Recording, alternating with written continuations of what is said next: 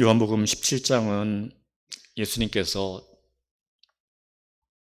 영광을 받으시기 전날 제자들에게 마지막 설교를 하신 후에 하신 기도가 기록되어 있습니다. 세 가지 기도가 기록되는데요. 첫 번째 기도는 1절부터 5절입니다. 예수님께서 당신 자신을 위해서 하나님께 드리는 기도입니다. 자신이 하나님께 받은 사명, 십자가의 때와 그 사역의 영광을 위해서 하나님 앞에 간구하는 내용입니다. 둘째 기도가 오늘 우리가 읽은 6절에서 19절인데요. 제자들을 위해서 그들도 우리와 같이 하나 되게 하소서 간구하는 기도입니다. 그리고 세 번째 기도는 20절부터 26절까지 그 제자들로 인하여서 믿게 될 모든 성도들, 앞으로 교회를 이루어 나갈 성도들을 위한 기도가 이어지고 있습니다. 첫 번째 기도, 예수님이 제자들에게 가르쳐 주신 기도를 보면 먼저 자신을 위한 기도를 드리고 있죠. 예수님께서 제자들에게 기도를 가르쳐 주실 때 먼저 무엇을 구하라라고 가르치셨죠? 하나님의 이름과 하나님의 나라 그리고 하나님의 뜻을 구하는 것으로 기도를 시작하라고 이렇게 가르쳐 주셨죠. 그런데 자신을 위한 기도를 먼저 드리고 있습니다. 좀 이상하다는 생각이 듭니다. 그렇지만 잘 그 내용을 살펴보면 그것은 바로 자기 자신의 욕망을 위한 기도가 아니라 아버지의 영광을 위한 것, 아버지 나라를 굳건하게 세우기 위한 기도라는 것을 쉽게 확인할 수가 있습니다. 예수님은 먼저 하나님의 영광과 자신의 영화를 위해서 기도하신 후에 그 두 번째로 공생의 사역을 하는 동안 함께 고락을 함께 했던 그 제자들을 위해서 그들을 위한 간구를 하나님께 드리고 있습니다. 6절과 9절을 다시 한번 보시면 세상 중에서 내게 주신 사람들에게 내가 아버지의 이름을 나타내었나이다. 그들은 아버지의 것이었는데 내게 주셨으며 그들은 아버지의 말씀을 지키었나이다. 9절 내가 그들을 위하여 비옵나니 내가 비옵는 것은 세상을 위함이 아니요 내게 주신 자들을 위함이니이다. 그들은 아버지의 것이로소이다. 예수님의 그 제자들을 향한 아주 특별한 사랑이 뚝뚝 흘러 넘치는 그런 기도라고 할 수 있겠죠. 제자들을 하나님 아버지께서 당신 자신에게 주신 사람들이라고 고백합니다. 그리고 그들은 아버지의 말씀을 지켰다라고 말하고 있습니다. 과연 제자들이 그런 자들이었습니까? 주님께서 제자들을 그렇게 인정해 주시는 것이죠. 부족하고 어리석은 제자들을 칭찬하며 그들을 위해서 아버지께 간구하는 것입니다. 그들은 아버지의 것이라는 말을 반복해서 강조하고 있는 이유는 무엇입니까? 원래 아버지의 것이니 아버지께서 나에게 그랬듯이 그들을 아버지의 이름을 온 세상에 나타내는 일에 사용하여 달라고 그렇게 간구하는 것이죠. 그것들을 위해서 제자들이 하나가 되고 세상의 악한 도전으로부터 보호받으며 늘 말씀 가운데 거룩함을 잃지 않도록 그들을 구별해 세워달라고 하나님 앞에 구하는 것입니다. 주님은 사명을 다하시고 하나님 보좌 우편으로 돌아가십니다. 그렇지만 제자들은 예수 그리스도께서 세상을 떠난 후에 여전히 이 악한 세상에 남아서 주님의 구속의 사명을 계속해서 감당해야 될 사람들입니다. 바로 그렇기 때문에 예수님은 이렇게 하나님 앞에 간절히 구하고 있는 것입니다.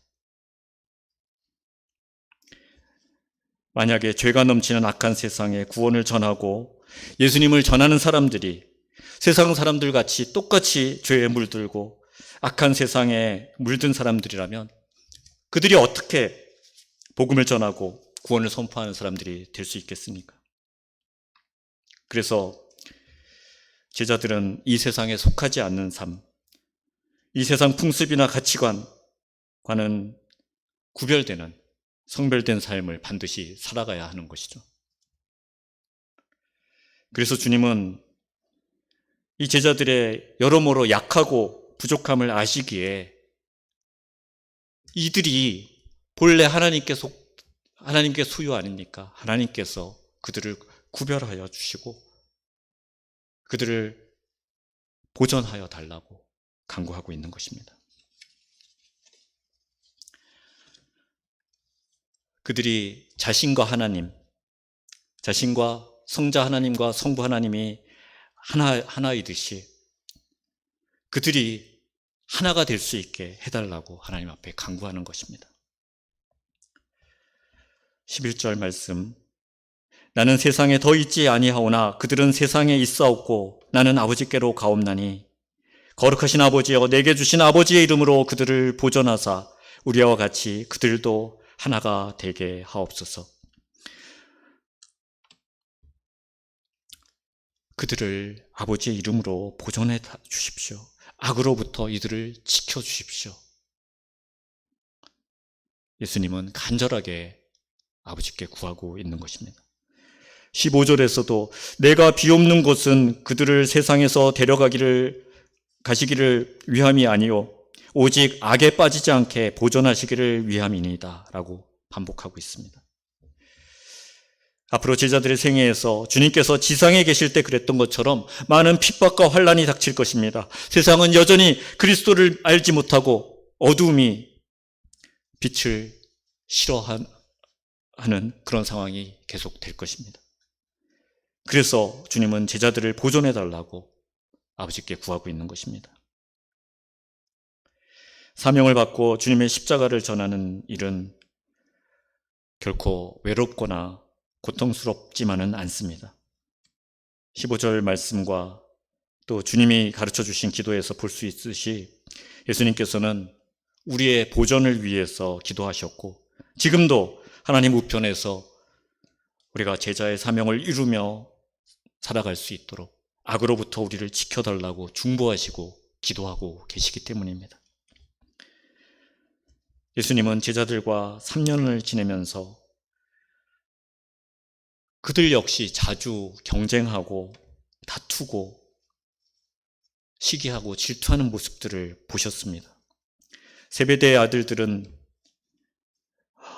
어머니가 나서서 예수님에 찾아와서 자기 아들들을 하나는 주님 우편에 하나는 좌편에 앉게 해달라고 청원했고 또 이것을 들은 나머지 열제자들은 서로 분개하며 다투는 모습을 보셨습니다. 서로 누가 큰 자인지 다툴 때 제자로 부름받은 목적을 바로 깨닫지 못하는 그들을 안타까운 눈으로 바라보셨습니다. 이제 그들을 떠나가실 예수님의 마음은 어땠을까요? 예수님의 뒤를 이어서 구속의 사역을 감당해야 될 주체가 바로 그들인데 아직 준비가 채 안 되어 있는 그들의 모습을 보면서 얼마나 안타까웠을까요? 그들은 하나님 나라를 이루어가기 위해서 서로 합력하고 사랑으로 하나 되어야 합니다. 그래서 예수님은 자신의 아버지와 하나 된 것처럼 제자들 역시 하나가 되게 해달라고 간절히 구하신 것입니다. 이 간구는 그 제자들로 인해서 믿음을 가지게 될 이어지는 제자들, 즉 우리와 같은 성도들을 위한 기도에서도 여러 번 반복되고 있습니다. 21절에서 23절에 한번 보실까요? 매 절마다 하나가 되게 하려 함이니이다. 하나가 되게 하려 함은 이라는 구절을 발견할 수가 있죠. 이렇게 제자들이 하나가 되기를, 그리고 그 제자들로 인하여서 새롭게 제자가 될 이들을 위해서 예수님은 계속해서 하나 되기를 간구하고 계십니다. 하나님 아버지와 자신, 즉 예수 그리스도께서 하나이신 것처럼 제자들도 그리스도 안에서 하나 되기를 간절히 구하고 있는 것입니다. 예수님은 태초부터 계신 하나님이십니다. 성부 하나님 안에서 그분은 나오셨고, 또 성자 하나님 안에 성부 하나님께서 계십니다. 그 하나님께서 이 땅에 몸을 가지고 인간으로 오신 것은 바로 죄로 인해서 하나님과 분리되어 있던 우리를 그분 안에서 하나 되게, 그리고 우리 서로가 하나 되도록 하기 위해서였습니다.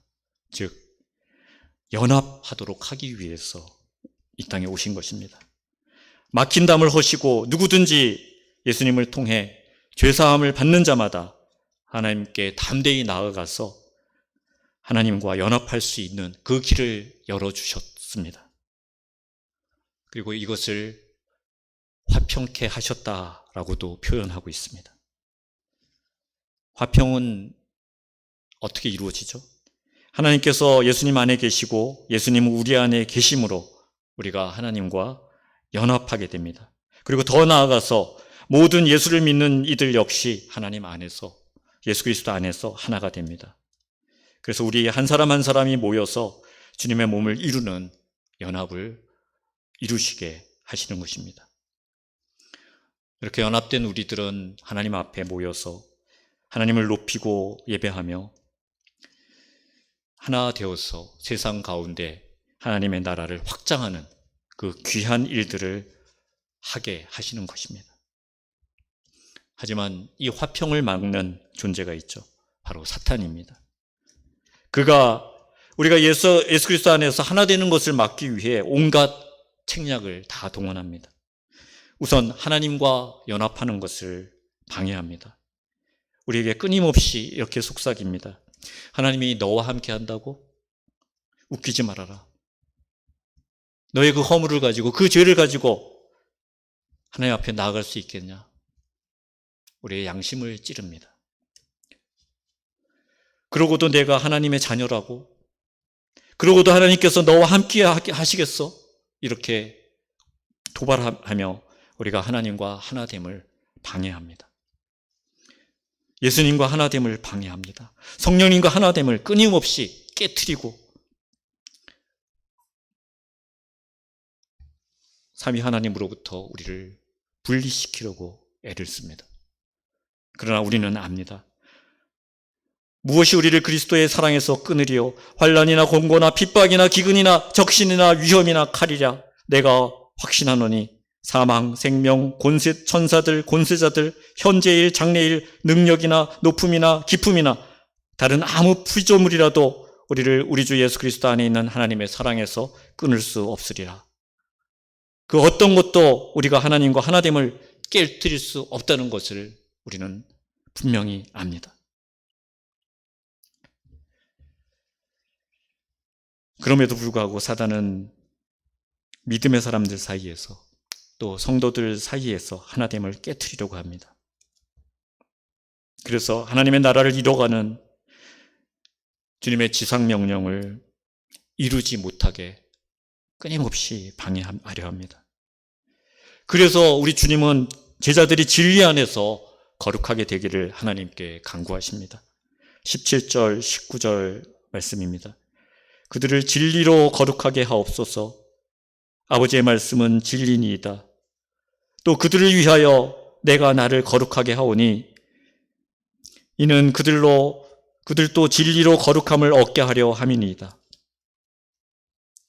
예수님께서 자신을 거룩하게 하셨다라고 하는 말은 하나님께서 자신에게 맡겨준 일에 온신하게, 온전하게 자신을 드렸다라는 것을 의미합니다.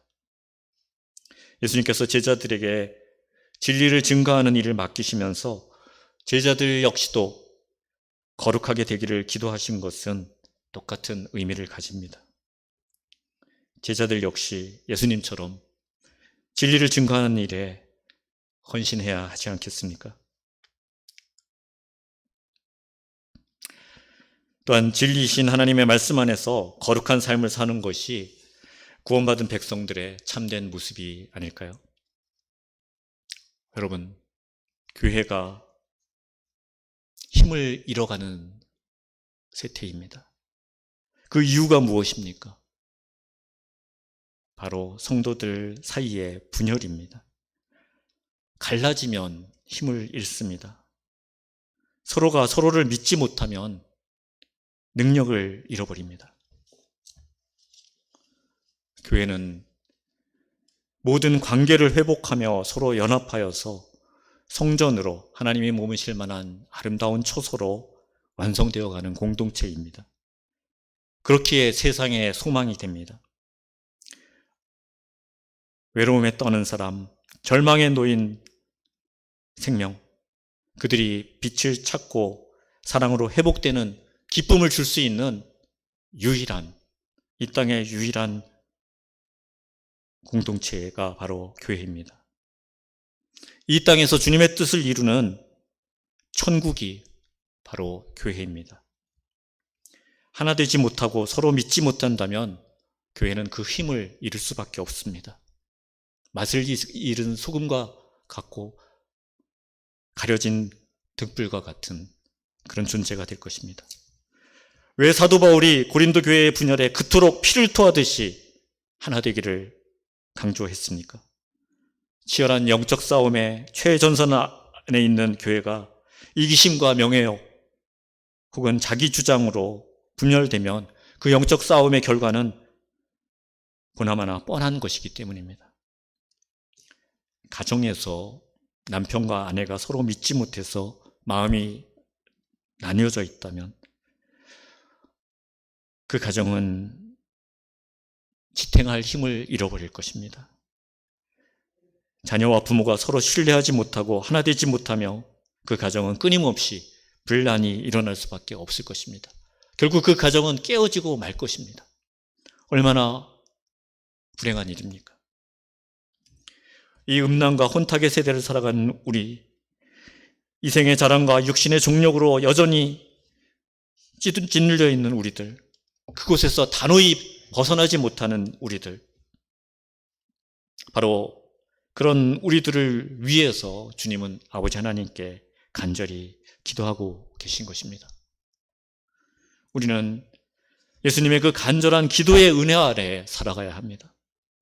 주님의 백성된 자로 세상의 물결에서 우리 자신을 지켜서 거짓되고 부정한 것과 구별되는 거룩하고 흠이 없는 자녀로 살아갈 수 있기를 늘 택해야 합니다. 그렇게 날마다 진리를 택하는, 진리의 길을 택하는 그런 삶이 그리스도인의 징표입니다. 우리가 기억해야 될 것은 바로 그것이 우리에게 충분히 가능하다라는 사실입니다. 왜냐하면 우리 주 예수님께서 제자들의 성결을 위해서 기도해 주신 것처럼 오늘 우리에게도 동일하게 우리를 거룩히 보존시키기 위해서 아버지 하나님께 중보하고 계시기 때문입니다.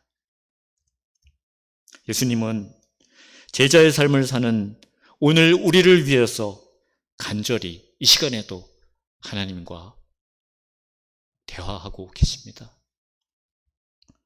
하나님, 저들이 본래 하나님의 속한 자들 아닙니까? 하나님의 소유 아닙니까? 우리는 주님이 아버지 하나님께 그렇게 간구하고 있다는 사실을 잊지 말아야 될 것입니다. 그리고 우리도 주님처럼 기도해야 합니다. 주님이 제자들을 위해서 기도하시듯이 우리도 서로가 한 마음으로 하나가 되도록 도저히 사랑할 수 없는 지체가 있더라도 그들과 하나 될 수 있기를, 그리스도의 마음으로 그들을 품을 수 있기를 기도해야 합니다. 또 이 악하고 음란한 세대 가운데서도 우리를 보존하여 지켜주시도록 기도해야 합니다. 진리의 말씀 안에서 늘 거룩함을 잃지 않도록 사랑하는 지체들을 위해 이 시간 우리 주님처럼 하나님 앞에 간절히 기도하시다가 돌아가시는 시간이 되기를 바랍니다. 기도하겠습니다. 사랑하는 아버지 하나님, 우리는 하나님의 백성, 하나님의 소유로 하나님께서 삼아주신 자들임을 다시 기억하게 하시고 그 사실을 굳게 붙들고 살아갈 수 있도록 인도하여 주옵소서. 여인이 어찌 그 젖 먹는 자식을 잊겠으며 자기 태에서 난 아들을 긍휼히 여기지 않겠느냐고 저희들에게 말씀하셨습니다. 우리를 결코 포기하거나 버리지 않겠다고 하신 아버지 하나님의 약속을 믿습니다. 아버지의 크신 사랑으로 그리스도를 죄인들에게 보내주셨음을 믿습니다. 우리 주님이 아버지께 간구하신 대로 예수 그리스도 안에서 우리가 하나 되게 하여 주옵소서. 오늘 우리가 주님의 기도를 살펴보며 우리가 어떻게 살아야 할지를 스스로에게 자문합니다. 지금도 우리를 위해서 하늘 보좌 우편에서 아버지께 중보하시는 우리 주님의 그 모습을 늘 바라볼 수 있게 하여 주시고, 주님께서 이 땅에 오셔서 온전한 순종으로 주님의 사명을 감당했던 주님께서 가신 그 길을 우리가 온전히 뒤쫓을 수 있게 하여 주시옵소서. 우리 모두가 그리스도 안에서 하나 되어 주님의 뜻을 이루어가기에 부족함 없게 우리를 채워 주시옵소서. 사랑으로 하나 되는 자들 되게 하여 주시옵소서. 이 시간 우리의 모든 간구가 주님의 아버지 앞에 중보하심과 어울려서 하나님께 우리가 서로 연합되는 그 영광스러운 길로 나아갈 수 있고 그렇게 이끄심을 간절히 바라며 기도할 수 있는 시간 될 수 있도록 인도하여 주옵소서. 감사드리며 우리 주 예수 그리스도의 이름으로 기도합니다. 아멘.